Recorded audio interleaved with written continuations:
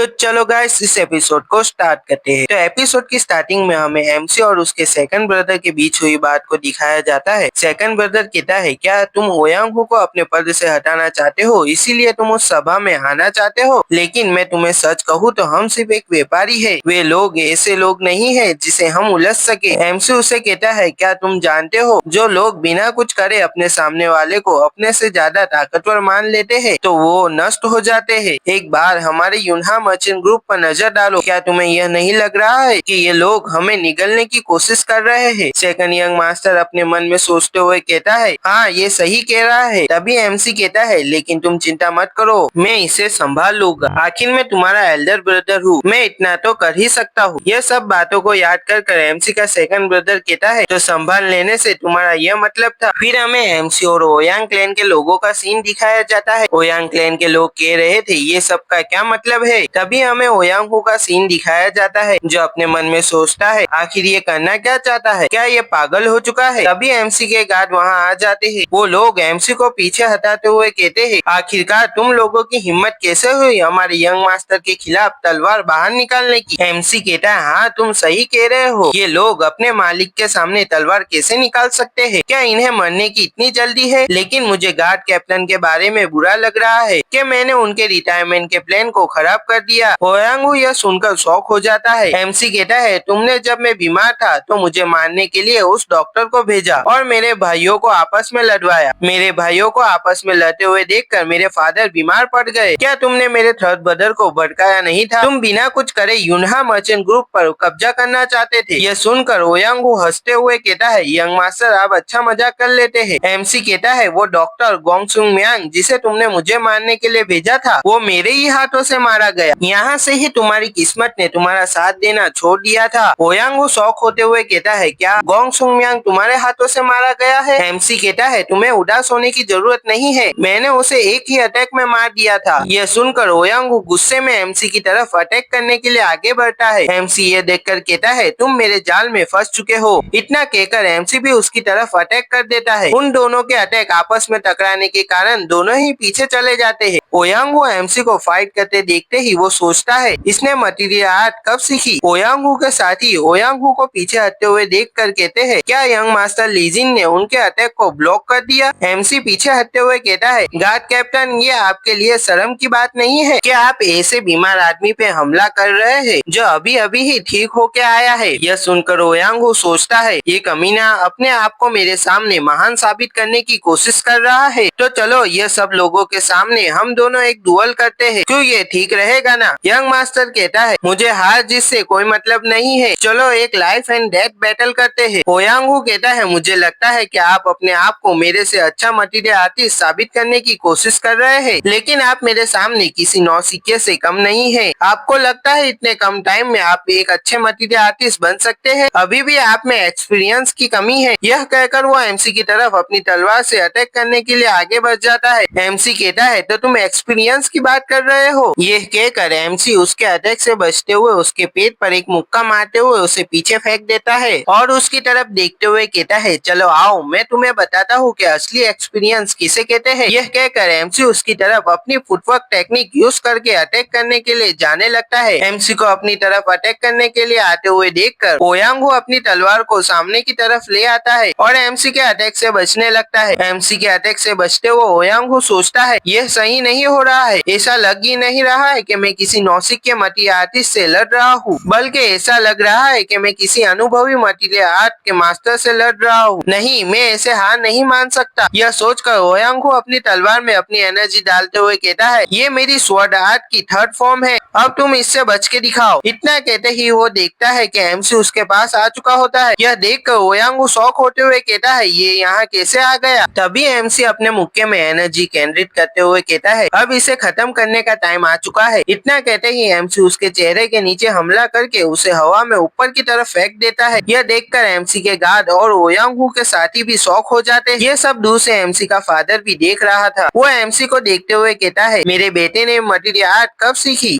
तभी हमें ओयांगहू को जमीन पे पड़ते हुए दिखाया जाता है। ओयांगहू के साथी चिल्लाते हुए उसके पास आ जाते हैं। एमसी उन लोगों की तरफ देखते हुए कहता है, क्या अब तुम लोगों में से कोई और लड़ना चाहता है? तभी ओयांगहू के साथी आगे बढ़ते हुए कहते हैं, यंग मास्टर लीजिन, आप ये डुअल जीत चुके हो, लेकिन अब हम आपको एक और डुअल के लिए चैलेंज करते हैं, जो आपके यून्हा मर्चेंट ग्रुप और हमारे ओयांग क्लैन के बीच में होगा, और आपका यून्हा मर्चेंट ग्रुप इससे पीछे नहीं हट सकता है। तभी एमसी कहता है, वैसे भी मैं तुम लोगों को इतनी आसानी से छोड़ने वाला नहीं था, और अभी जो भी कुछ हुआ है उसकी पूरी जिम्मेदारी मेरी है, न कि यून्हा मर्चेंट ग्रुप की। तभी एमसी का सेकंड ब्रदर चिल्लाते हुए कहता है, ये आप क्या कर रहे हो? एमसी कहता है, ये यून्हा मर्चेंट ग्रुप मेरा है, मेरे फादर का है, मेरे उन गार्ड का है जिन्होंने मेरा स्वागत किया था, और उन सर्वेंट का है जिन्होंने मेरी बीमारी में सेवा की थी। तो हमारे ये मर्चेंट ग्रुप का कोई इरादा नहीं है जो तुम लोगों के हाथ का खिलौना बने। अगर तुम मेरी बात को समझ चुके हो तो यहाँ से चले जाओ, मैं तुम सबको यहाँ से निकालता हूँ। यह सुनकर एमसी के गार्ड और सर्वेंट खुश हो जाते हैं, और ओयांगहू के साथी गुस्से में दांत पीसते हुए वहाँ से जाते हुए कहते हैं, आज जो भी कुछ हुआ है उसका बदला आपको चुकाना पड़ेगा। उनके वहाँ से जाते ही एमसी का वो गार्ड जिसका नाम मॉकिन है, वो खुशी के मारे चिल्लाते हुए कहता है, तुम लोगों ने वो देखा, हमारे यंग मास्टर जीत चुके हैं। तभी एमसी अपने सेकंड ब्रदर को बुलाते हुए कहता है, मुझे एक एलिक्सर चाहिए, अभी जो कुछ मैंने किया है उसके लिए तुम इतना तो कर ही सकते हो। सेकंड ब्रदर कहता है, हाँ, मैं तुम्हारे लिए बेस्ट क्वालिटी का एलिक्सर लेके आता हूँ। यहाँ से ये सीन शिफ्ट हो जाता है। फिर हमें तीन आदमियों को बताया जाता है जो आपस में बात करते हुए कहते हैं, क्या लीजिन वापस आ गया है? यहीं पर यह एपिसोड खत्म हो जाता है।